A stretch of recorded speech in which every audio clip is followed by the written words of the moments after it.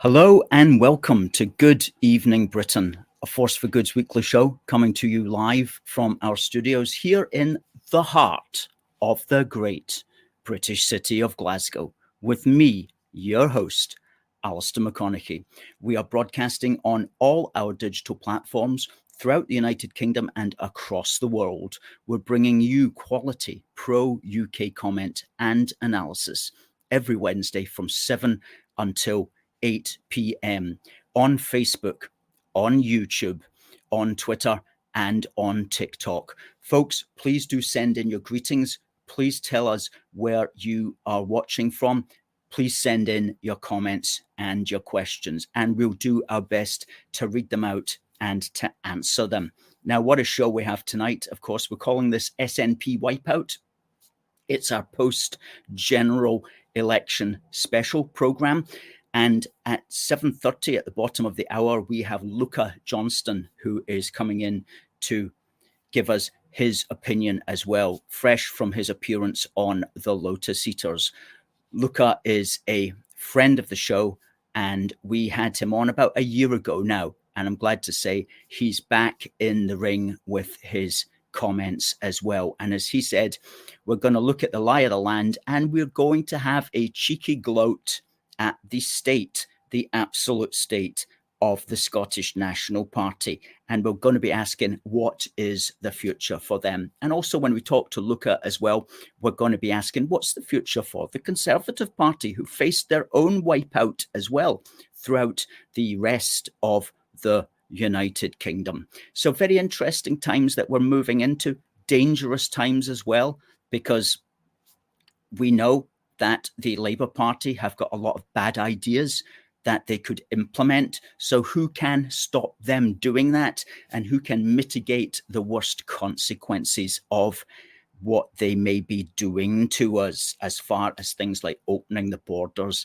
are concerned, which is by far the biggest issue that's facing the country at the moment, the transformation, the demographic transformation of the United Kingdom, which was begun under the Conservatives. Will Labour finish it off, or will Labour be too afraid of losing votes to, for example, Reform, that they may mitigate that a little, that they may restrict what they were intending to do in order that they don't lose votes? So we're going to be looking at those sorts of things, among much else.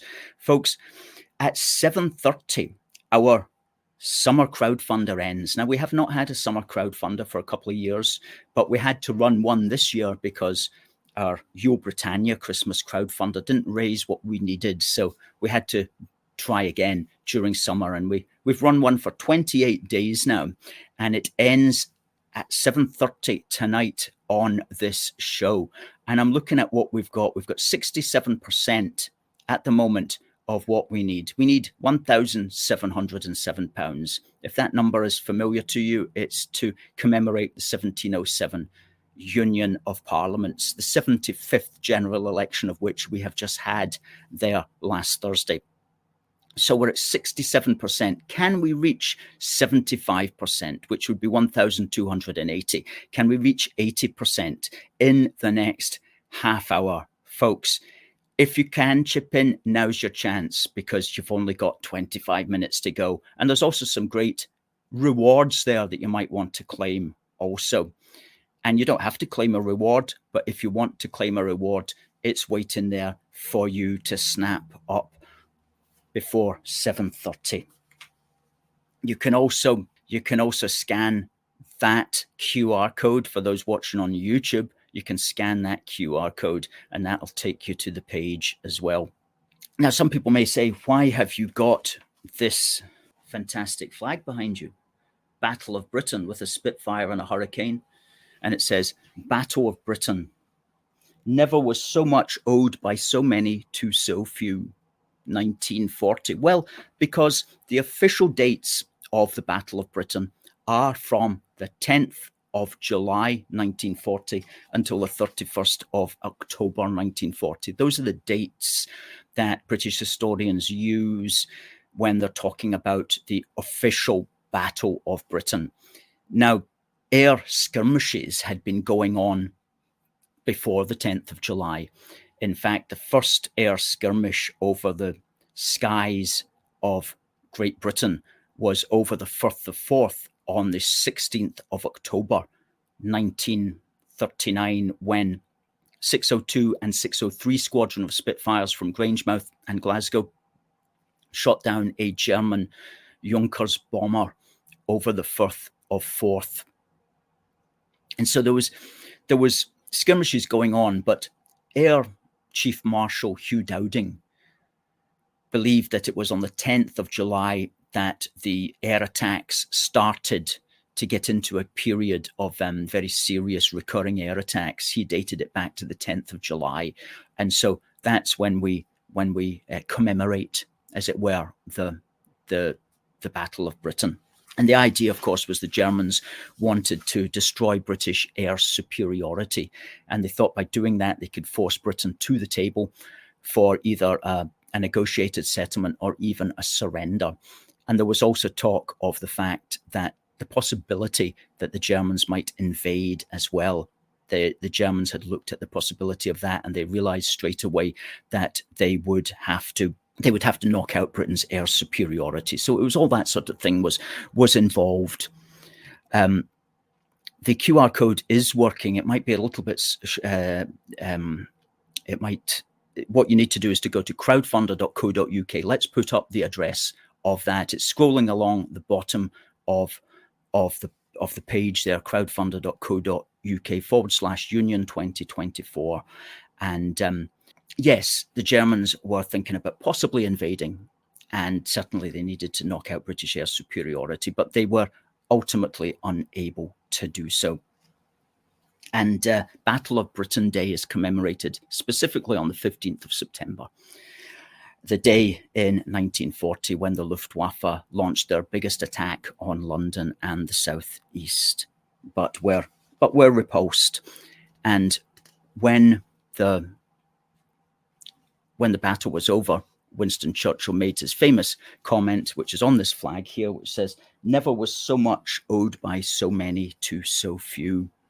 And in fact, the phrase Battle of Britain, the phrase Battle of Britain came from another Churchill speech, which was a few weeks prior to today, when he said in the House of Commons on the 18th of June 1940, quote, "What General Weygand called the Battle of France is over. I expect that the Battle of Britain is about to begin. Upon this battle depends the survival of Christian civilization. Upon it depends our own British life and the long continuity of our institutions and our empire." Well, time proved that, in fact, World War II did not allow the empire to survive. In fact, it was very much the end of the empire as a consequence. So Churchill did get that bit wrong. We've still got our institutions, thankfully. We've still got a form of British life, and whether we have a Christian civilization left in the United Kingdom is very much, I suppose, open to debate these days.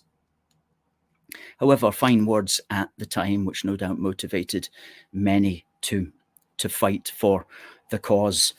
And it's interesting, isn't it, really, when you think about it, on a day like today, when so much sacrifice was made throughout World War II in order to defend these islands. And then by the time 2018 came around, our politicians had lost all desire to defend our islands, and in fact just enabled our islands to be literally invaded by the small boats, and hundreds of, as they say, fighting age men come over now every day into our country. And we see them if you live in the big cities, you see them as soon as you step out your door, and you do wonder what is going to happen about that. And it could be stopped. It could be stopped very easily. The way you stop it is you make the channel impassable, and you do whatever it takes to ensure that it's impassable. And our politicians don't usually have any hesitancy about going into battle for foreign countries. They don't have any hesitancy about sending foreign countries weapons of war. They don't have any hesitancy about sending foreign countries lots of money, which end up killing people. Our politicians have no hesitancy about doing that for other countries, but they will do nothing to even defend in a peaceful way our own islands, which is really shocking when you think about it. It's really shocking that our politicians are all for war abroad, all for defending other countries' borders abroad. But when it comes to finding ways to peaceably defend our island today, they're not interested in doing it. And of course, the media is also part of that problem as well. Anyway, at least we know what we're dealing with. It is an immigration is a national security issue. And I'm glad to see that Reform are at least beginning to talk about that. Because think about it. They say, oh, we've got to, defend Taiwan because it's, a national security issue for Britain. It's not actually. I'll tell you what a national security issue for Britain is. Me walking down the street and being afraid of getting mugged. Okay, that's my national security issue. That's the security issue that I care about as a citizen of this nation. And that's what I care about for everybody else in this nation. I care that people in this nation are safe and secure and are not going to be threatened by muggings or violence or anything like that in our own country when we walk down the streets. That's what I care about. That for me is the national security issue. I don't care about Taiwan. Okay, Taiwan, for whatever, and I'm sure they're nice folk, but they're going to have to just look out for themselves. Nothing we can do about Taiwan, or for that matter, anything else. Because these things is just about moving the idea of what's national security, moving it away from this abstract global theory, moving it towards right now where we live and what we do as we walk out in our streets of our nation. That's the security matters that I'm concerned about and that we should all be concerned about and that we should make our politicians concerned about. Okay? If you, Keir Starmer, care about national security, you have to bring it home, right? Bring it home. Bring national security home to everybody's doorstep, because that's where the nation's security lies. It doesn't lie in far-off places, in abstract concepts, sitting around tables in far-off lands, right? National security is a matter of safety at home. I wasn't intending to speak about that. I just came out there because I was irritated by something that I saw this afternoon. Anyway, what else are we going to talk about? Yes, before we get into talking about the general election, and we'll be talking about that with Luca Johnson at the bottom of the hour, I want to talk about our street stall, what we did as well. Because remember, folks, we've got 15 minutes now until our British Summertime Crowdfunder ends. And we've been busy. We've been out 3 times in the last 7 days. Let's have a look at what we were doing at our street stall. Let's have the first photograph up and I'll run you through. There we were. Now, there was a big march, a big orange march in Glasgow on Saturday. And it passed George Square. So we were there to fly the flags and we got a great reception from people. And thank you so much to everybody who came up to the table to say how much they enjoyed the work that we do. And many people said they watch this program. And for those who said that, thank you so much for that. We really do appreciate your support. Look at the optics there of our 2 flags. Amazing colours, King Charles III flag and a forceforgood.uk flag. Really, really good. The table team, part of the table team, we have a great table team. We've got men and women who come from all over Scotland and parts of England as well to sometimes stand with us, and we're grateful to every single one of them. There was 4 of us on the table team on Saturday. So thanks to you guys there. Okay. Another fine picture. I think that's going in a magazine, that one. Another fine picture of the flag fully unfurled, blowing in the hot summer sun of George Square. Another angle of the absolute legends. Okay, and there's a British and Proud t-shirt worn by one of our finest activists, and we'll be putting up the link for the t-shirts later in the program. And another great t-shirt there, British Together. These are all available at our Teespring store. And if you're watching on YouTube, you'll see the address for the t-shirts and the hoodies and the mugs in the description box. Let's have a look at the comments. Lots of comments coming in here. We've got over 350 people watching, folks. Fantastic. We Say It podcast says, good evening, Alistair. I was on Nick's We Say It podcast on Monday night. Go to rumble.com/We Say It podcast, and you'll find Nick Mitchell's work and we were very happy to speak with Nick for an hour on Monday night. Great show, Nick. Well done. James says, come on, England. Absolutely. Playing tonight at 8 o'clock when the show is over. Good evening to Anthony. And thanks, Anthony, for coming out on the streets with us on Wednesday. You were great. You were great. George, hello. Says, saw us in Glasgow. Good. And Joyce watching from North Ayrshire. North Ayrshire and Arran. We spoke with the North Ayrshire and Arran Reform Party candidate last week, and he did well. He got 8.1% of the vote. I had said to him, I goes, if you get 5%, if you save your deposit, you'll be doing extremely well. Crying out loud. If you didn't just go and get 8.1% of the vote, which was 3,415. That's astonishing. Astonishing. Amazing result. And that's with like quite a few unionist people not voting for him, but voting tactically in order to keep the SNP out, because the seat was won by Labour. So imagine what he could have got if some of his natural supporters were not tactically voting.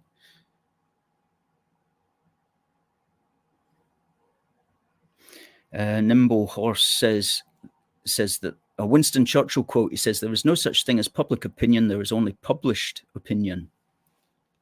And he attributes that to Winston Churchill. That's an interesting quote, if so.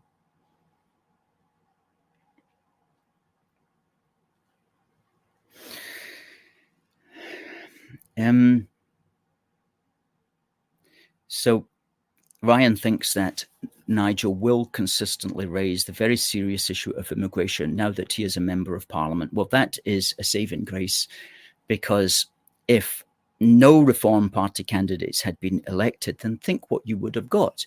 You would have got all Labour, huge number of Tories, huge number of Lib Dems, 4 Greens, and 4 I don't know what they're calling themselves, but kind of pro-Muslim people, and none of them, least of all the latter, are going to be talking about immigration.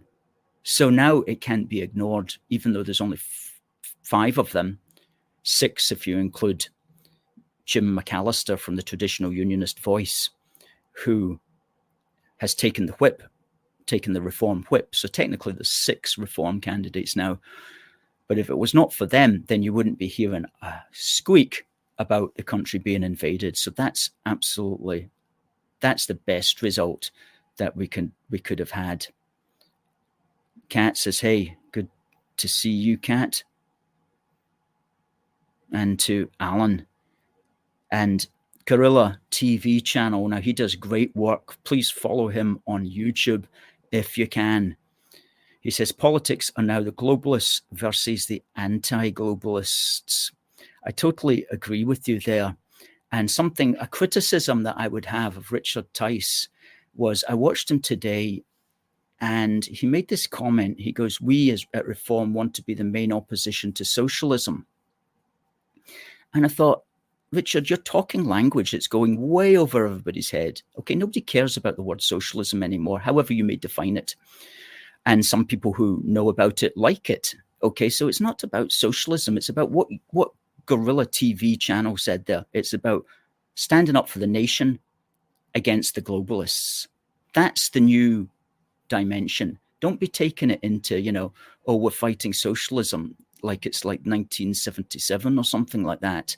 No, you're fighting globalism now, Richard. And if you don't see that, then you have to get with the program, because you will lose people if you go on about, we're going to fight socialism. Look, in England, Reform came second in 89 constituencies to Labour. Okay, you want to be taking the Labour votes. You don't want to be alienating the Labour people. They came second to Labour in 89 constituencies. In Scotland, which is a completely different situation, Reform came third in 14 constituencies. Third in 14 constituencies. And that's in a country that's got 5 major parties. England's got 3 major parties. Scotland's got 5 major parties when you include the SNP and Greens. Yet Reform came third in 14 seats. And in 13 seats, in 13 of those seats, the balance was Labour, SNP, Reform. And so in Scotland, as in England, Reform is appealing to roughly the same demographic, especially the sort of demographic that voted for Reform in northeast England. That's who's voting in Scotland as well for Reform. Okay, so Richard Tice, please try to develop a philosophy where you are attacking globalism, open borders, forget battles about the economy, about whether industry should be nationalized or something like that. Everybody's got an opinion on that.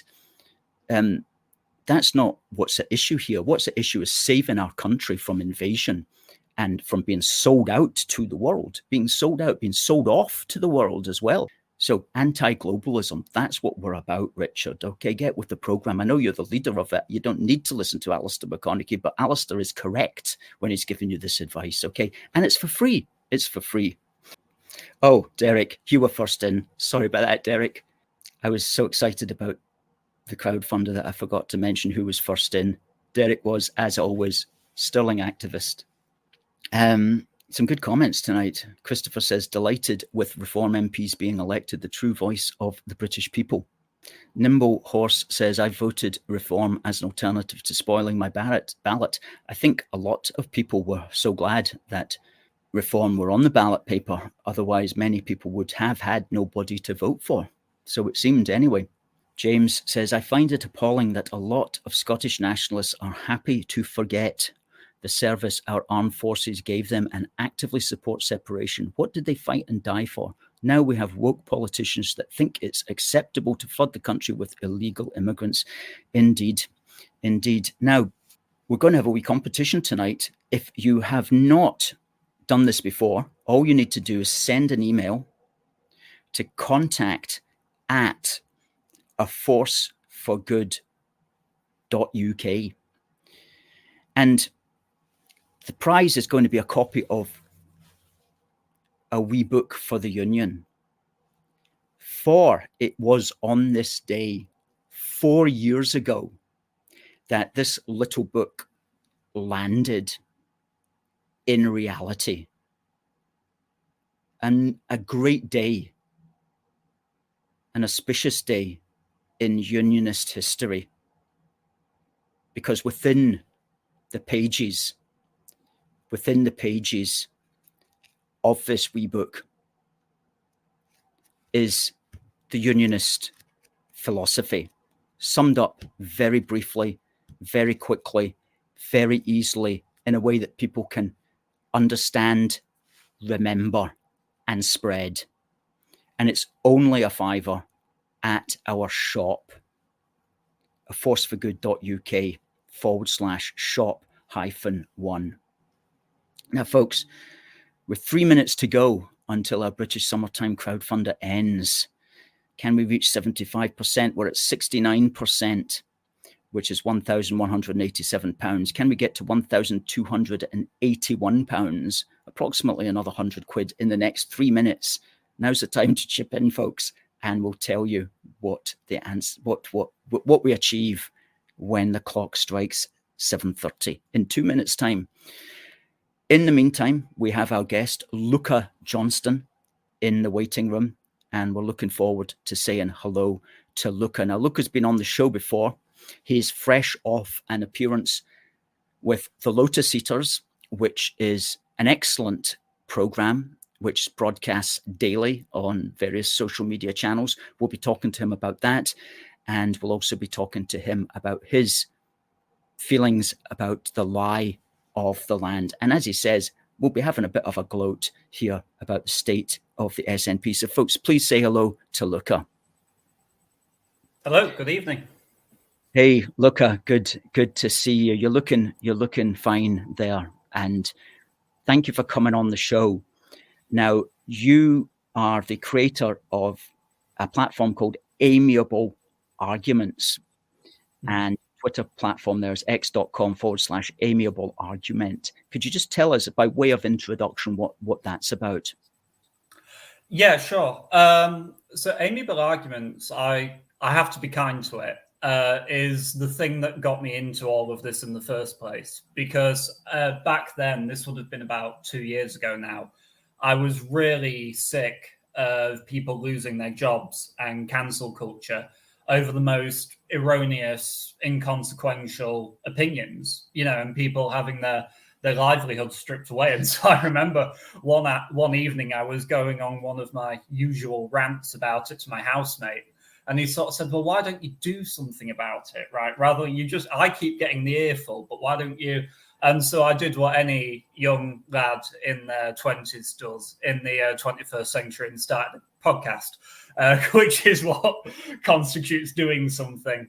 But nonetheless, I don't really do that anymore, but it was still a wonderful avenue and means for me to learn how to argue, how to debate, how to listen to other people's points of views, and really just the beginning of putting my hat in the ring, as it were, and actually trying to put myself in the public domain and say, hey, here's a few things we should be intent on listening to. Excellent. And I like the phrase you used there, putting your hat in the ring, because once you put your hat in the ring, there's no taking it out of the ring again, as it were. No. That's your you've staked your place now, and that's going to be with you forever. Right. Well, that was another thing. Oh, yeah. Sorry. Go ahead. With the amiable argument thing as well, that originally it was all about being anonymous, right? I was just going to be, I am Amiable Arguments, and yes, I'm Luca, but I'm sure there's 5 of them in the whole of the UK, so I might be able to stay under the radar a little bit. But really, it was eventually I came to the conclusion that actually, in order to really push, I need to entirely commit to this. I can't be half in, half out. I actually have to get on camera. I have to be willing to have these conversations as you see me now, and unashamedly stand up for what I believe in and what I believe millions of others in the UK believe in too. Good. I'm so glad that you are doing that, because to be frank, there is actually very few people who would do that, especially outside of the traditional party system, because the traditional party system gives you a certain protection. You can say, oh, I'm a Tory, or I'm Labour, or SNP, and you can that protects you. Whereas if you're your own man saying your own stuff, I mean, you can leave a trail behind you, of bodies, as it were, who tried to take you on and lost. And sometimes you won't get people rushing to your side, whereas if you're like a Tory or Labour, you get all the Tory and Labour people rushing to your side. But if you're an independent person, which is the best way to be in many cases, then, it does require a strength of character, which you've obviously got. And I would encourage everybody who's watching tonight, we've got over 550 people, please go to x.com/amiable argument and do follow Luca. And he's also got a Substack there, Amiable Arguments, plural.substack.com. So, yeah, absolutely excellent. Now, you were on election night. You were on the Lotus Eaters, weren't you? Can you just tell us about what the Lotus Eaters are and how that went down? Yeah, so the Lotus Eaters, for those who don't know, are an absolutely fantastic organization, online media platform based in Swindon, founded by a great mind called Carl Benjamin. And essentially they are, the best way I think I could describe it is they're a sanctuary for just thinking through traditionalist and more conservative ideas, and basically how to recraft and remake ideas so that we can better fight and preserve them in the 21st century against the globalist hegemon that's trying to take away any sense of people and place from basically British identities. Well said, well said. And I don't want to upset anybody when I say this, but I think that the Conservative Party, as it exists at present, has been one of the prime movers of, in fact, facilitating what you've just talked about being against. And this is why I would be very, very upset if something like Reform tried to, we're going to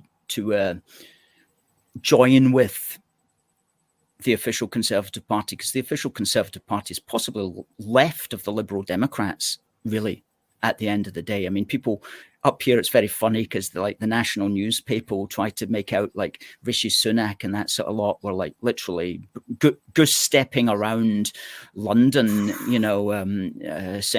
checking where everybody lives and goodness knows what. I mean, that's the impression that they try to give. When in fact, what you've got is just like a very, very soft Liberal, with no desire to even, as I say, peacefully defend the borders. I was thinking about this the other day. Britain stopped the slave trade, and we did it through the Royal Navy, and we sent ships off to West Africa to intercept boats off the coast of West Africa. And these were ships that are nowhere near what we've got today. And now what you're telling us, our nation, one of the greatest in the world, can't stop dinghies and won't return dinghies to France? Of course it can be done, and it can be done tomorrow. It's just that our political class doesn't want to do it and doesn't have the nerve to do it, because the media, which is also part of the globalist system and is a part of the lying globalist system, won't allow us to do it. I mean, would you agree with that analysis or not?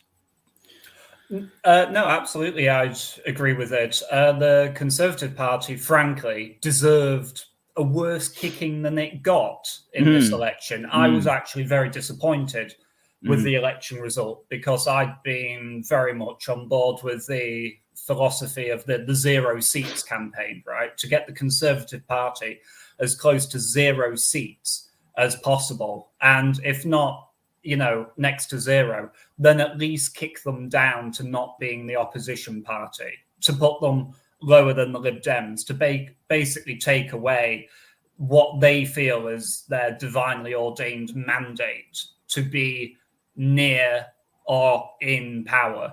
But really, I think that the reason exactly why they did take the kicking that they did take, which was still a very brutal one, make no mistake, was the fact that really they have consistently, not just since Boris, although it has severely escalated since 2019, but consistently now ever since the Cameron years, and arguably before, if you want to go into the deep lore and history of it. But the Conservative Party has seemed to continually put every other country as priorities ahead of our own, and the safety of people in other places above our own.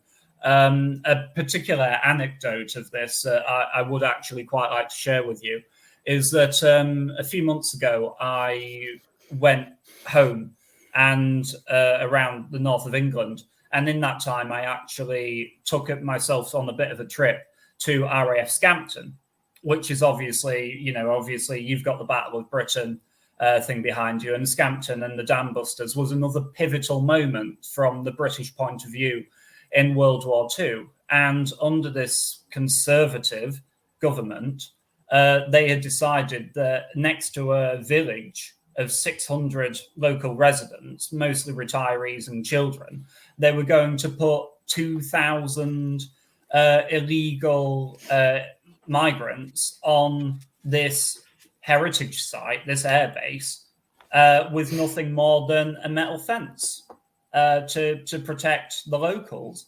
And it's these sorts of little stories that you will find up and down the country, which have pushed people over the edge and really just hate the Conservatives, rightly so, with every fibre of their being.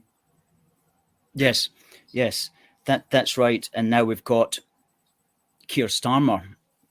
Now, everybody says that it's going to start getting worse now because of Keir Starmer, and it might well be correct. And he might just not care about that, because after all, he's got an awful lot of people in his party that, and he's also got a big ethnic minority support as well. And, you know, it's obviously some ethnic minorities do want to control immigration, but sometimes they don't necessarily have like the dog in the fight that some of the more indigenous people have.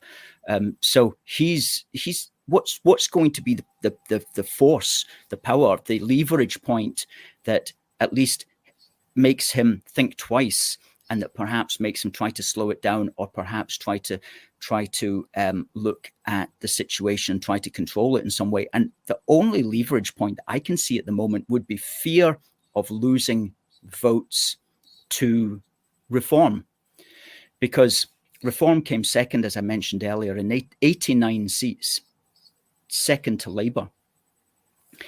And so he has to be aware of that demographic, and he has to be aware, you know, of that power. And in Scotland in 2026, we've got the elections coming up as well.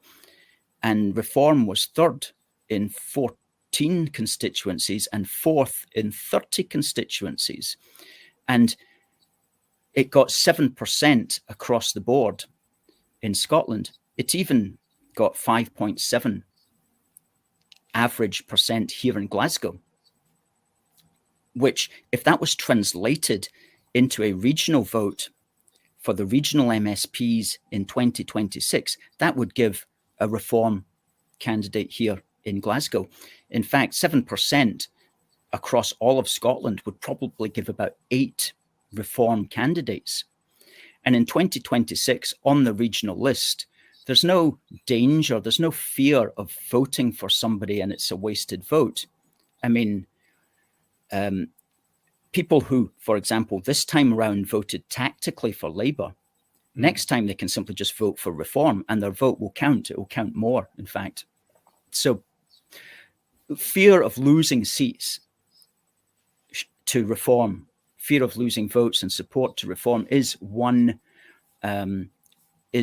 factor, one leverage point that we've got. We would not have anything if Reform had not performed very well at that last general election. But because Reform has performed well, there is a lever there that can be utilised, and I've every hope that Reform will absolutely exploit that, because they're really all that we've got at this present stage.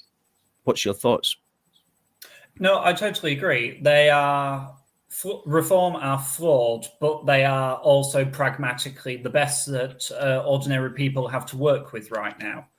I think that, generally speaking, since Nigel has come back, there has been a genuinely electric ground campaign. I mean, frankly, if Tice was still the head of it, he just doesn't have the charisma and charm that Nigel has to, I think, push that. Like, I don't think Great Yarmouth would have come out with a shock sort of Reform win if Tice had still been in charge, because really, yes, although the Reform MP for Great Yarmouth is very good, as you were saying before I came on about voting, right? A lot of people now, they don't vote for their local MP so much as they actually vote for either the party or the party leader. And so you can guarantee that a lot of people in there are voting Reform because they purely want Nigel to do well. And this is something that has been very much the case with Nigel since the UKIP days, which is that even back then, he was very much a one-man party. You weren't voting for UKIP, you were voting for Nigel Farage. And the challenge for Nigel now is to genuinely move on from that, although he will be very important, and actually make it where it's about the party itself, that people can get excited about lots of the candidates, that the messaging is good, consistent, and on point.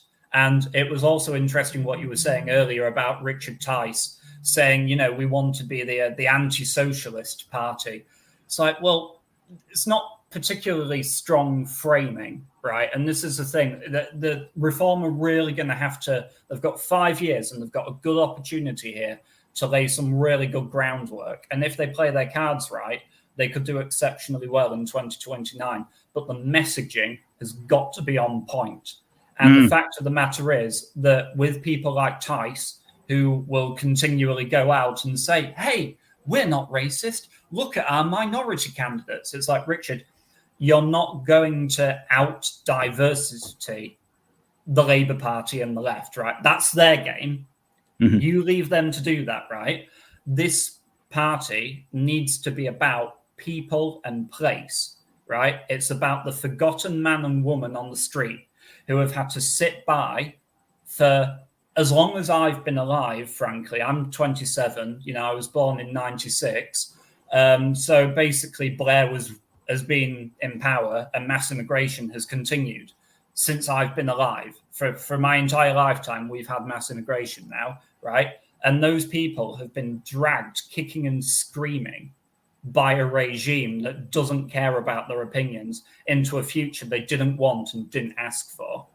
And it's really got to be the case that Nigel has to shift the rhetoric, as he's already doing, but like the whole party needs to flock to this position. It has to have message discipline, and it needs to say, no, this is about reclaiming the Anglo-centric identity of Britain and giving it paramount place above all others.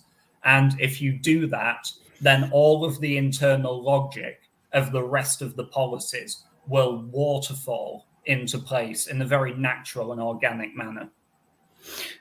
Absolutely. Well said. Well said. Well said. And I'm so glad there's people like you around who are saying that, who are understanding that, and hopefully can feed in whatever ways that you do through your social media platforms and such, that precise message. And again, I encourage the 650 people watching now at x.com to go to /Amiable Argument and do follow Luca, because he's like quite a few people on the platform. They say, and we include ourselves in this, in the great wise minds of Twitter, we simply do not get the traction that we need and what we actually do deserve with our words of wisdom. So please do follow and engage with x.com /Amiable Argument. Yeah, no, well said. Do you have any thoughts on the electoral system as such? Now, what really struck me was that the Lib Dems got 3.5 million votes and 72 seats, was it? Let me just check. Just over 70, I'm pretty sure. It was 72. 72. It was 72 because the 72nd was not declared until Saturday, and that was in Scotland. And 3.5 million votes. UKIP got over 4 million. UKIP, interesting. Reform. I can't get my time with Nigel. I used to be a member of UKIP, and I was on the NEC with Nigel, so I know Nigel. Back in the day, but that was way back in the day. So I always think of, when I see him, I think of that party. But no, Reform got over 4 million votes and 5 seats. And that's really totally ridiculous. Now, obviously, I understand how it happens, because the British system is based on constituencies and constituency representation. And so there are 72 constituencies where there is where the Lib Dems can win first past the post. But on a national level, looked at not at the individual constituency, but looked at the national level, which is really the level that most of us think about things these days, UKIP should have got much more. And I was talking to somebody at the weekend about this, and they said there should be a form of proportional representation called a national list that somehow is able to divide the seats by the votes per party. However, the downside of that is you would lose a certain amount of local representation. But then again, how much representation, to what extent do people vote to send somebody to Westminster to represent their local area? I mean, that's the ideal. That was how it started back when it was just like men only could vote, and they would send their best businessman down, or they'd elect him and send him down so he could look after their interests in the shipyards or wherever. I mean, are we doing that these days? Some of us might be doing that, but a lot of us are not. So, time has moved on, time has changed, and I think there is a case now for like a national PR system. But I don't know what your thoughts are on that.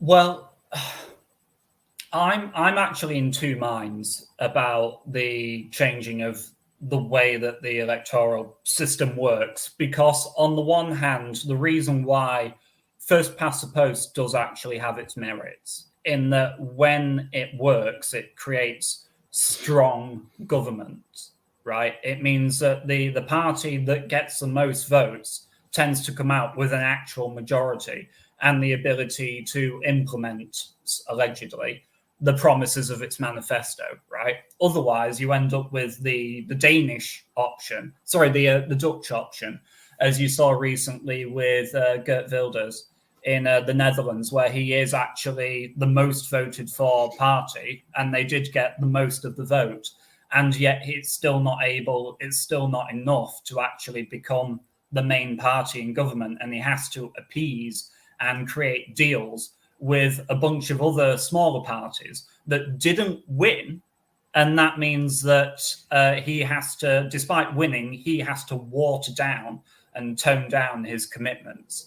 So that's one thing that I'd say in favor of the first past the post system. But the other thing that I would say is that on the favor of PR is that you would never hear again the angle that you can't vote for this party, it's a wasted vote, right? You'd never hear that again, because all of a sudden, every single vote would matter, as exactly as you were saying about the upcoming elections in 2026 in Scotland, right? Those reform votes will actually count when people put them on the ballot. My only skepticism is that Reform are clearly playing to win in 2029, right? Nigel is going to go all the way. And, he's made it quite clear that he said, unquote, unless someone younger and more good looking comes along, then it will be him in 2029 and he could potentially be prime minister, right? But if Reform outright win the election in 2029, then they've beat the system under the rules of the old system. And so you therefore the skeptic in me has to ask the question, if you've beat the system once under first past the post, why is it then in your own interest to change it? Because as we've seen also, first past the post, it's a magnificent gatekeeper for keeping out the smaller parties, which is exactly the reason why the Conservatives and Labour Party have defended it for so long, because it serves the interest of the biggest parties. And so I'm not saying that Reform wouldn't do it, but I am saying that the self-serving impetus for them to do it would disappear. And actually, it might be an act of vandalism for their own electoral security if they were to do it. So I think that's just something to think about.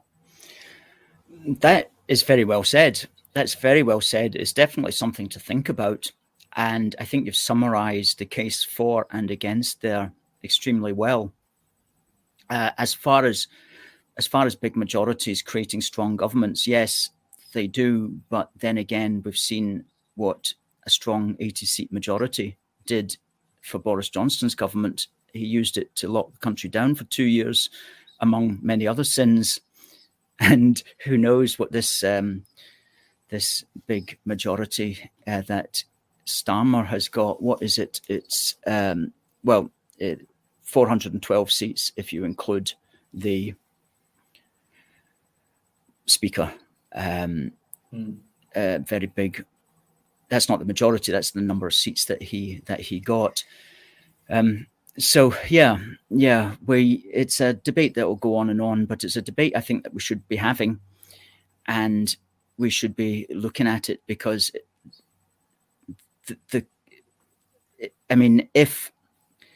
would we be in this situation? Would we be in a situation where we have a Tory and Labour parties that are happy for the country to be invaded daily by hundreds of fighting age men? If, say, back in the 70s and 80s, we had brought in proportional representation and there had been voices like you and I and others in Parliament arguing against it, would we be in this situation today now? I tend to think that this situation has come about as a consequence of these so-called strong governments simply ignoring the will of the people. But you make some good points there, and it's not a debate we're going to settle this evening, that's for sure. I would actually just say, if I may, on that point, what you were saying about if we had had a different system in the 70s, would we have been able to prevent this? For what it's worth, and don't get me wrong, I wasn't even alive then, but for what it's worth, I don't think we could have prevented this, actually. I actually think that there was an inevitability to all of this through the post-war consensus and through the wheels that were set in motion after the fallout of World War II, that has essentially, and you can tell that this is the case because it's not just us that are dealing with these problems.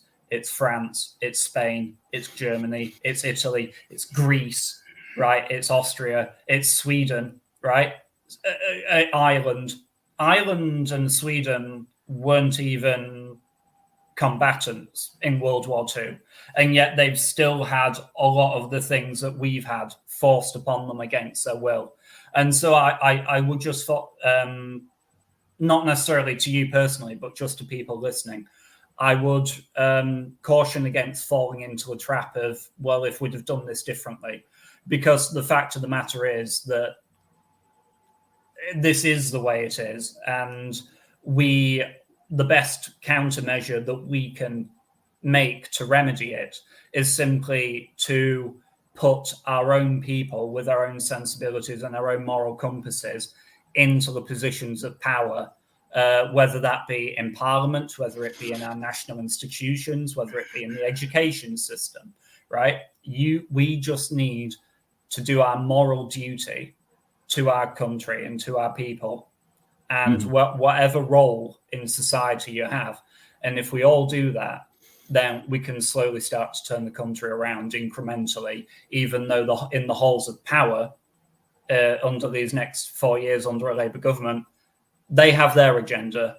Let's have ours. Let's do the right thing and bide our time. Very well said. Very well said indeed, Luca. And you're right, I think, that this has been a situation facing the entire Western world, and you can trace it back to the ideas that came out of World War II. You can trace it back, and we're living the sort of inevitable consequences of the ideas that came out and dominated as a consequence of the end of that period. I think that period is coming to an end now. And I think that new consciousness is being born in various ways, sometimes in the most unlikely areas, and sometimes as a consequence of the most unlikely things as well, that people are coming out and seeing that everything that we necessarily believed and which upheld and underpinned the orthodoxies of the day may have actually been built on shakier ground than hitherto imagined. But on that deep thought, which requires a lot more discussion, and which I'm sure we'll have in the coming months and years, let's draw this to an end. We're coming up to the top of the hour. Luca Johnson, it's been a pleasure. Once again, I recommend people go and check out your x.com/amiable argument, and also your Substack, which is amiable arguments.substack.com. and for some really good, in-depth, thoughtful, patriotic ideas.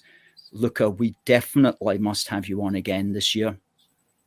Whenever you've got something to say, just dial in and we'll arrange a date for you. Thank you. It sounds like a lot of fun. And I hope that those people who are listening have found the conversation stimulating and engaging. So thank you for listening. Yes. Good stuff, Luca. Okay. We'll say goodnight. See you again. Thank you. Fantastic. Luca Johnson. Well, that was a very good conversation that we had there with Luca, who's definitely the man. Now, folks, we've got a winner, but we're also, before we do that, we're going to bring up what we got at our crowdfunder, because our crowdfunder ended.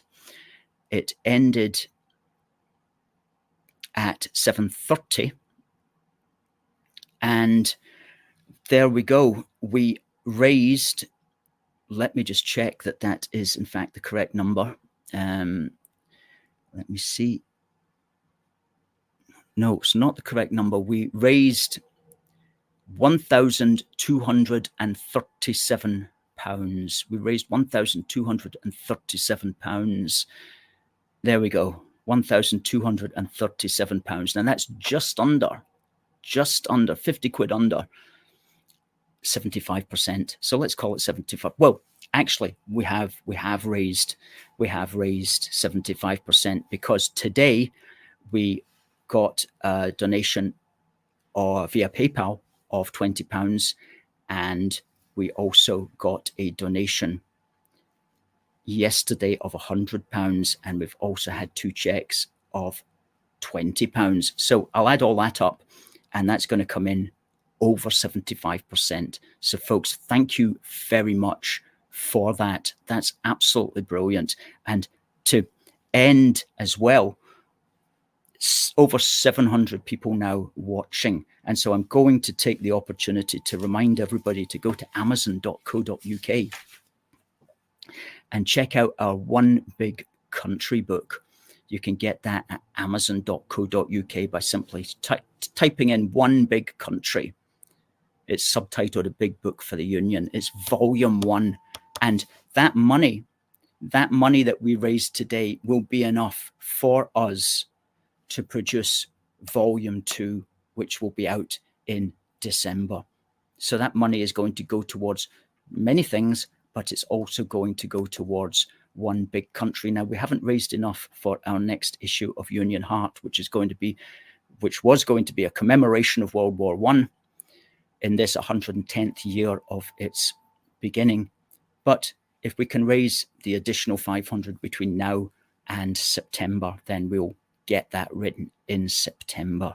But it's all looking good. It's all looking good. And I just want to say thank you to all the people who donated. And for those who donated with some additional and took some rewards, we'll get the rewards sent to you.